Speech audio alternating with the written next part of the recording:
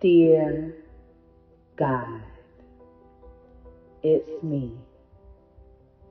In the last episode, I shared what it felt like to be the little girl who always felt different. But before I understood what it meant to feel different, I understood what it felt like to be afraid. Not afraid of monsters, not afraid of the dark, afraid of what might happen next. Afraid of the yelling, afraid of the fighting, afraid of seeing my mother hurt. I was still just a little girl. I didn't understand marriage. I didn't understand abuse.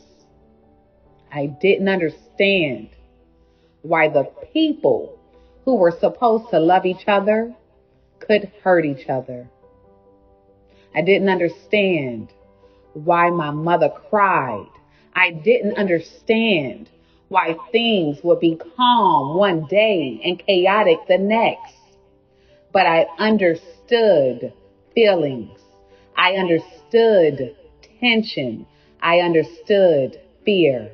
And I understood peace when it showed up. That's why I stayed so close to my mother. That's why I cried when she left. That's why I screamed when she walked out the door. That's why I wanted to go everywhere she went. Because my mother wasn't just my mother.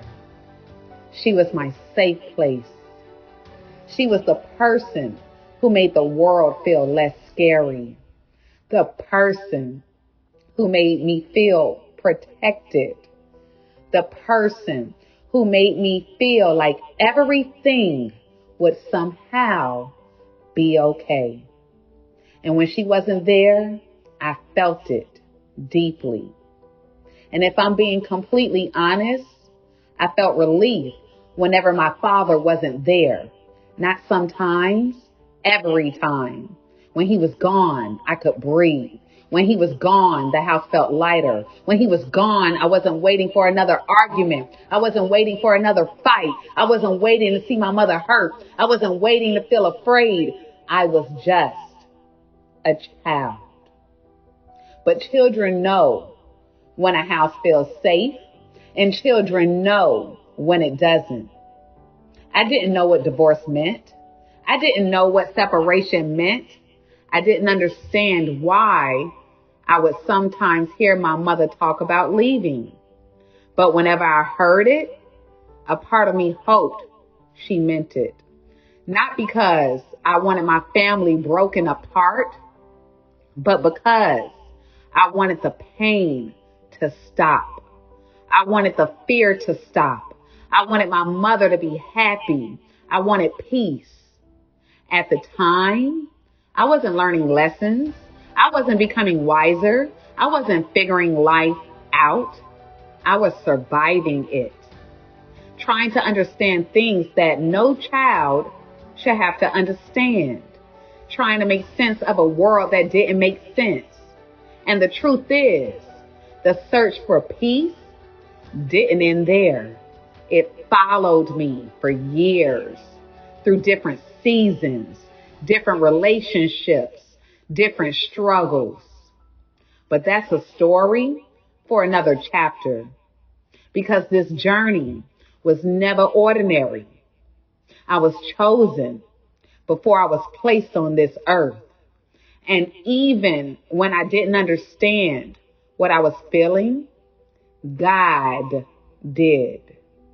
That's the blueprint. Because this isn't just my story. This is my testimony. And everything I went through was building something inside of me.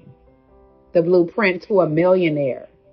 Not just financially, but spiritually, mentally, emotionally. Overflow. That's the blueprint. There's more to this story. And I'll share the full details in my book. Because next, I'm taking you deeper into the childhood experiences that continued shaping the little girl I was becoming. Dear God, it's me, Empress Leah Star.